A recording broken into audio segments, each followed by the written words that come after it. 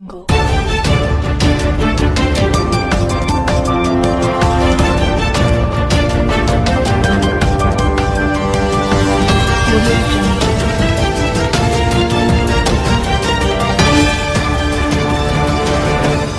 It's Exposed Time News.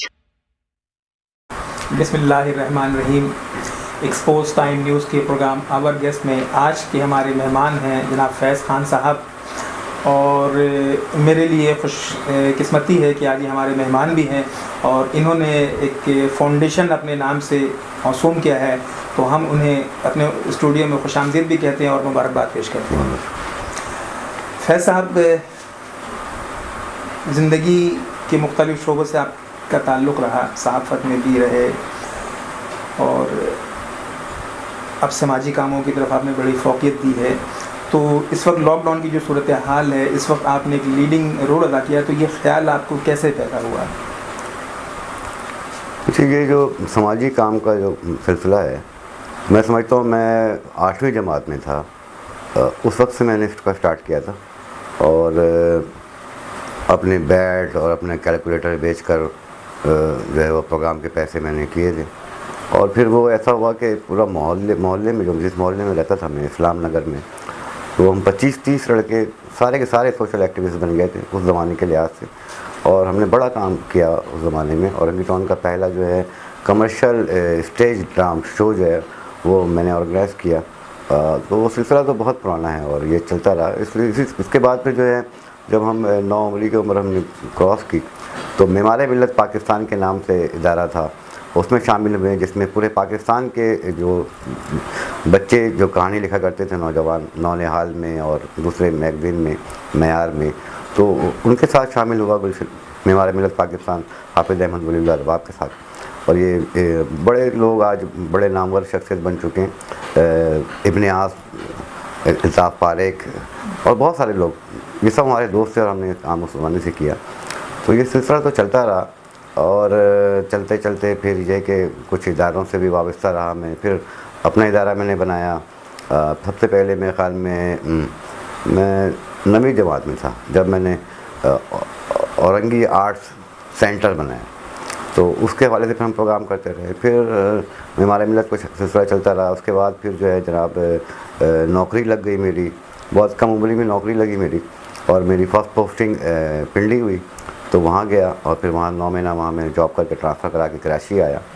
तो फिर ये जो है Orangi arts and culture organization की बुनियाद रखी, और उसके बाद 2004 में उसको हमने उसके कैनवस को बड़ा किया और फिर Sindh academic Sindh arts and culture organization के नाम से हमने काम शुरू किया और मुसलसल करते रहे। और ये तमाम पीरियड मैंने ज़्यादातर शहर में सारे काम किए। औरंगी टाउन में उस वक्त 4 साल 5-6 सालों में मैंने काम नहीं किया था, लेकिन फिर मैंने महसूस किया कि औरंगी जहाँ मैं रहता हूँ, जहाँ मेरे लोग रहते हैं, उन्हें मेरी ज़रूरत है। तो लिहाजा फिर मैं दोबारा औरंगी की तरफ मुड़ा आया और औरंगी में ये 4-5 साल से फिर ये काम को और मैंने वसी किया। और अल्हम्दुलिल्लाह जो भी प्रोग्राम मेरे हुए हैं वो औरंगी की तारीख़ में यादगार प्रोग्राम हुए, और आज भी बहुत से लोग मेरे प्रोग्राम की कॉपी करने की कोशिश करते हैं।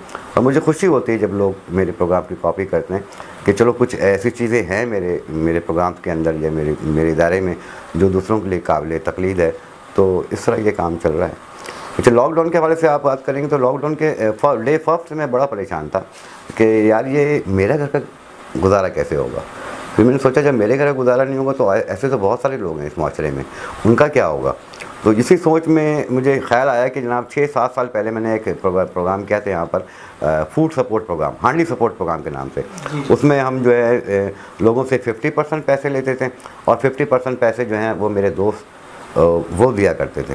तो वो बहुत अच्छा चलता रहा था, वो भी हम 6-7-8 महीना हमने चलाया था और फिर हालात बेहतर हो गए थे तो फिर उसको रोक दिया था। तो वही बात मेरे जहन में आई कि चले हम दोबारा फिर हांडी सपोर्ट प्रोग्राम को स्टार्ट करते हैं।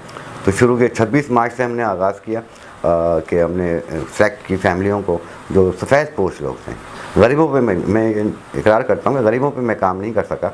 मैंने सफ़ेद पोश लोगों को सिलेक्ट किया जो कहीं जा नहीं सकते, जो कहीं मांग नहीं सकते, और अगर कोई मांगे भी तो उन पर लोग यकीन नहीं करते कि जनाब ये ज़रूरतमंद है। तो मैंने ऐसी फैमिलियों को सिलेक्ट किया और अल्हम्दुलिल्लाह मुझे अच्छे खासे लोग 100 के करीब मिल गए। तो फिर उनके साथ मैं बाज़ार में बैठ जाता था और फिर वो बाज़ार में आके स्टॉल में जो सबसे अच्छी दुकान थी वहाँ बैठता था। फिर तो वो जो चीज़ खरीदती थी वो खरीदते थे लोग, वो उनके 50% वो दे दिया करती थी, और जब मेरा काम ख़त्म होता था तो फिर वो 50% मैं अपने दोस्तों के ताउन से वो रकम अदा कर देता था। तो इस तरह वो 26 मार्च से वो चलाता रहा। फिर जो है ये खाने पे की बात हुई, तो मैं क्या नाम है तसरुम फाउंडेशन के साथ प्रोफेसर मिराज सिद्दीकी साहब के साथ उनके साथ मैं काम करता रहा। इस दौरान मेरे एक दोस्त ने मुझे ऑफ़र किया कि फैज़ भाई आपको हम जो है ना वो 90 फैमिलीज़ के लिए डेली बुनियाद पे दूध दे दिया करेंगे, बहुत आला क्वालिटी की। तो लिहाजा वो 90 फैमिली को दूध का सिलसिला शुरू किया, उससे लोग बहुत खुश हुए। इस दौरान मैंने महसूस किया कि यार ये राशन और खाना और दूध, ये जो चीज़ भी हम दे रहे हैं ये बड़ों का काम आ रहा है। वो जो माएँ आती थी हमारे पास तो गोद में बच्चों को लेकर, उनका मसला होता था कि उनको राशन, उनकी खुराक ही अलग है, फूड अलग है, सेरेलैक खाते हैं वो, या दूध है उनका अलग है, लैक्टोजीन वगैरह और उनकी चीज़ें हैं। तो मैंने कहा ये तो कोई नहीं दे रहा। तो फिर इस तरह मैंने दोस्तों से बात की। अच्छा, एक बात ज़रूर ये है कि मेरे दोस्तों ने हर मौके पे मेरे साथ बहुत काम किया, मुझ पर बहुत एतमाद किया। मैं ख़ुद को इसका अहल नहीं समझता, लेकिन मेरे दोस्तों ने मुझसे बहुत ताउन किया। और ये सब कुछ, जो बहुत कम उम्र लड़का था और ऑर्गेटाउन से गया था, आपको खुद पता होगा। खैर प्रिंसिपल के पास गया तो 2-4 लड़के और खड़े हुए थे। मुझे उन्होंने कहा अखबार पढ़ा आपने? मैंने कहा नहीं, अखबार तो मुझे मौका नहीं मिलता, सुबह सवेरे मुझे घर से जाना होता है। तो खैर वो अखबार में ज़िया-उल-हक साहब का ऑर्डर था जनाब के तमाम जो है स्टूडेंट्स ऑर्गेनाइजेशन जो है उसको ख़त्म कर दिया गया। उन्होंने कहा आपने इस पर अमल करना है या आपको इस कॉलेज से फारिग कर दिया जाएगा। मैंने कहा नहीं, इतना शौक़ नहीं मुझे, अब मैं पढ़ूँगा कॉलेज में। तो इस तरह वो सिलसिला भी मेरा रह गया। वो सियासी